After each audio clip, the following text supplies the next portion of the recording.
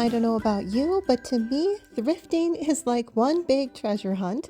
Some days I thrift with a mission, looking for something specific, and even if I don't find what I'm hunting for, I might still try on a random hat just for fun because, well, why not? I'm showing clips from quite a few different thrift stores that I went to, and in no particular order. I always like to look at the glassware. This cloche caught my eye, and besides using it for cheese, there's a lot of different ways to decorate with these if you think outside the box. Using it to display a nest is a perfect idea for spring. Pumpkins would be perfect for fall. The same goes for this cake stand, and you could even add charcuterie items to it to make a beautiful display. This plate kind of reminded me of a cabbage leaf, and because I'm thinking spring decor, I was wondering if there was a way I could incorporate this. And of course, I'm always on the hunt for vases. You can always paint the vases easily enough, so pay more attention to the shape of the vase versus the color. I probably shouldn't have included this, but this is the stuff that really annoys me. These were $60 each. I don't know what this store was thinking. This is a church-run thrift store. No way were those worth that. Now we're back to Goodwill. I saw this fluted vase, and I believe this is made out of milk glass, but I have seen it for a lot more money on Etsy.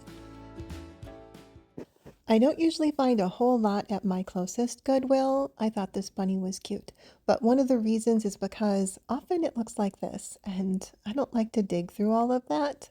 Fortunately, that's not every aisle. It's always important to approach things with a vision. So when I thought of this tray, I thought of maybe painting it and then putting it in the center of a table with a candle and greenery arrangement.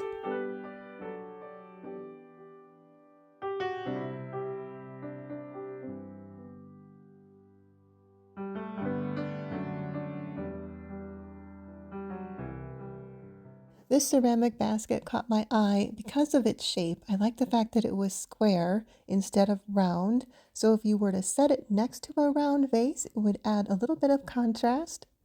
I thought this candle holder was kind of unique, especially with the scalloped edging. I also imagined it with a little nest, maybe stacked on some books. I debated about this pear canister. Had it been a little cheaper, it would have been an easier decision.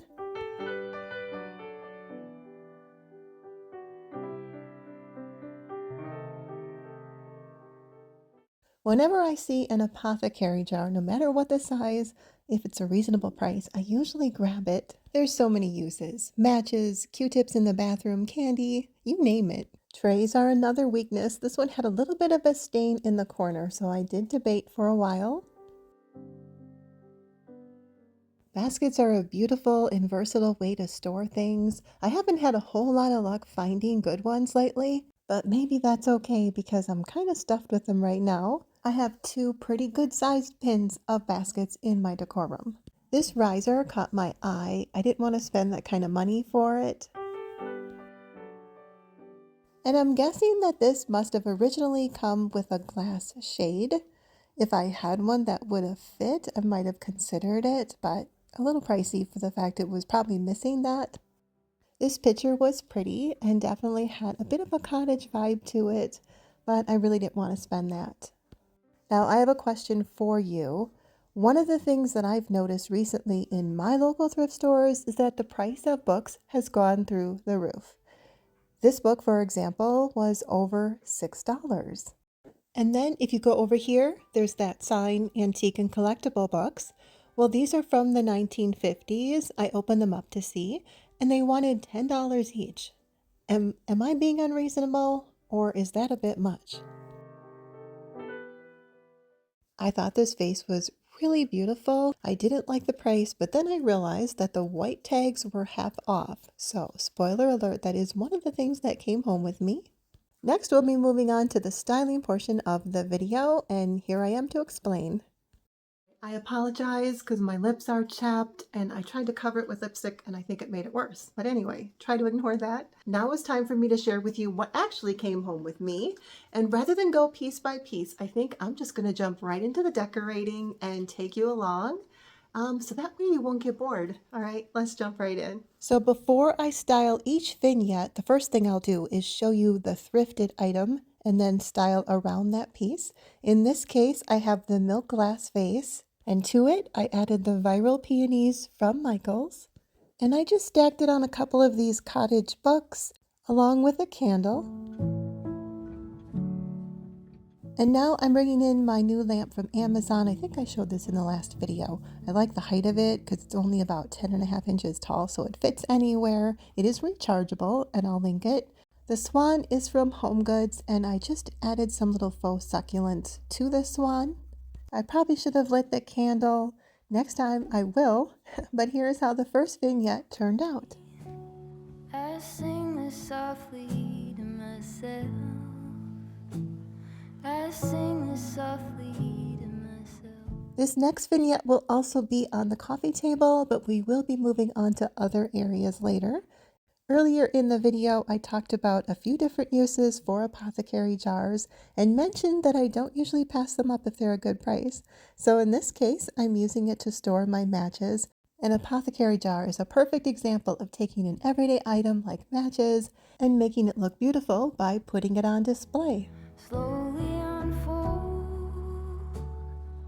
bracing for news that I can't. I apologize that this glass candle looks a little rough. I've used it many times. It's been one of my favorites. But here is how this second vignette turned out. I should mention that the hydrangeas were from HomeGoods, although I saw some similar ones from Hobby Lobby if you can't find them at HomeGoods. I don't know if I have a favorite spring flower, but I would say tulips definitely make my top 3. I don't know if there's anything happier than a vase filled with bright tulips. These tulips, by the way, were from Amazon. And by the way, at least from my experience, Amazon is still the cheapest place to buy real touch tulips, especially if you want to buy a lot of them. These bunnies are from Interior Delights. I'll go ahead and link them if you're interested. They're a great quality. They're my favorite spring item I have found so far, so I don't think you'll be disappointed. These moss eggs were a DIY. They're a perfect spring bowl filler. I made them for a fraction of the usual price, and if you're interested, I'll show you how later on in the video. I'm waking up early. So then right here, I decided to do a little playing around, and I grabbed my white milk glass vase and put an arrangement in that to see if I liked this better. I personally like them both. I can't decide. I guess it would depend on how the rest of the room was decorated, but if you have an opinion, I'd love to know. This was the vase I bought for half off. I wouldn't have spent $12 and change for a thrifted vase, but that's just me. And to it, I'm adding these Hobby Lobby white cosmos flowers. I think they're a beautiful contrast against the black vase. And now I'm bringing in this cutting board, which I'm going to use as kind of an anchor to visually ground my vignette.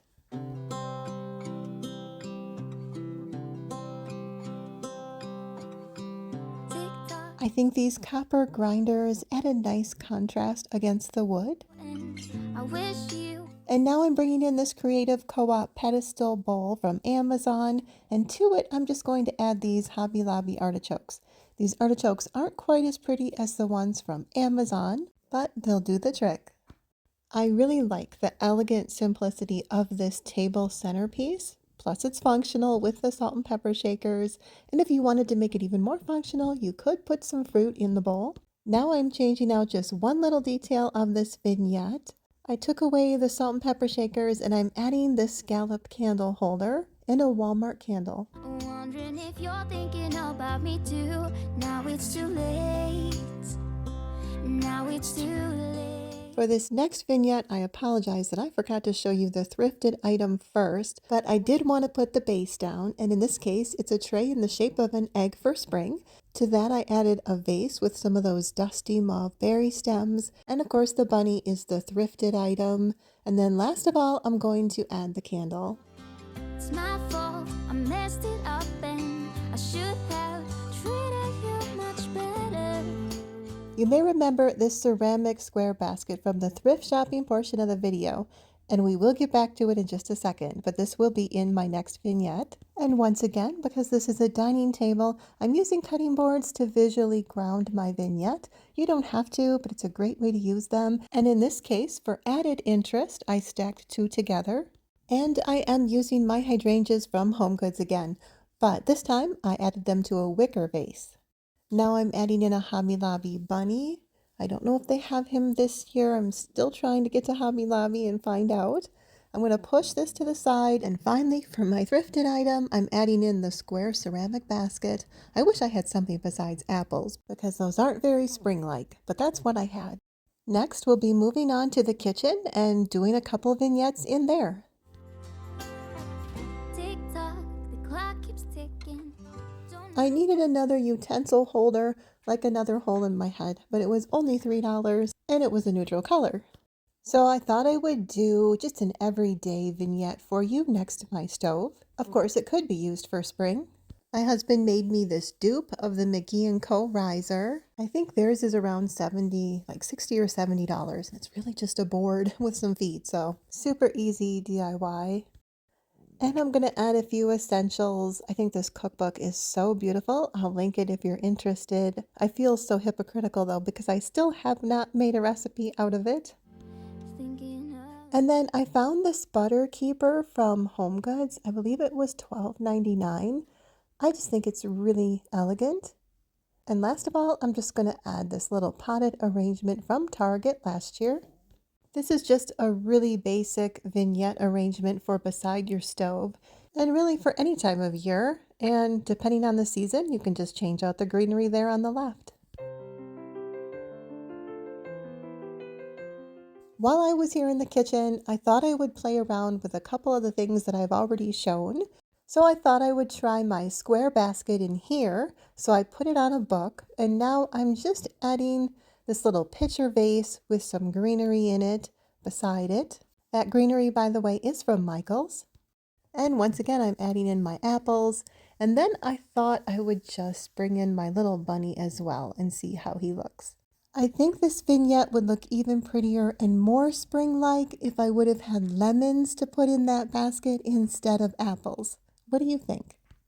So I did buy the tray. I'm kind of a sucker for things with multiple uses, and I went ahead and put this vignette together off camera. I'm showing it to you here on my entryway table. And right after this, I will show you one other idea I had for using this tray. I tied a blue bow around the neck of this bunny to kind of go with the napkins. I know they're not quite the same color blue, but I had to use what I had, and I just wanted to give you an idea. I do like how he's holding the silverware.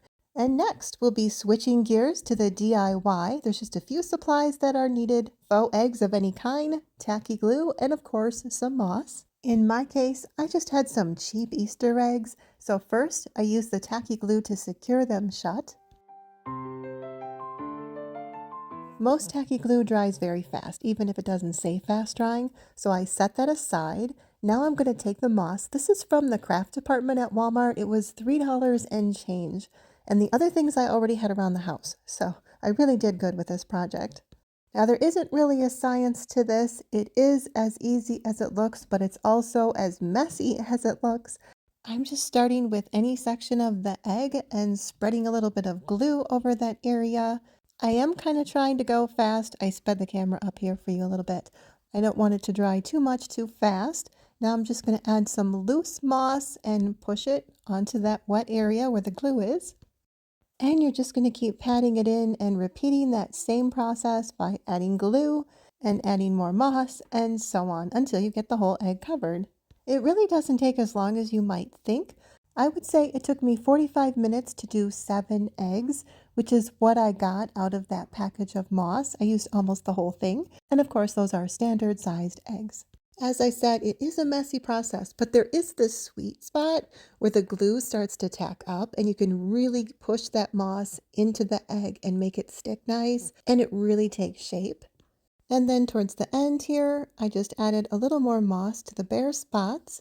Here's an example of what they go for online through Amazon. This is the Mud Pie brand, and I've seen them on Etsy for a lot more money than that.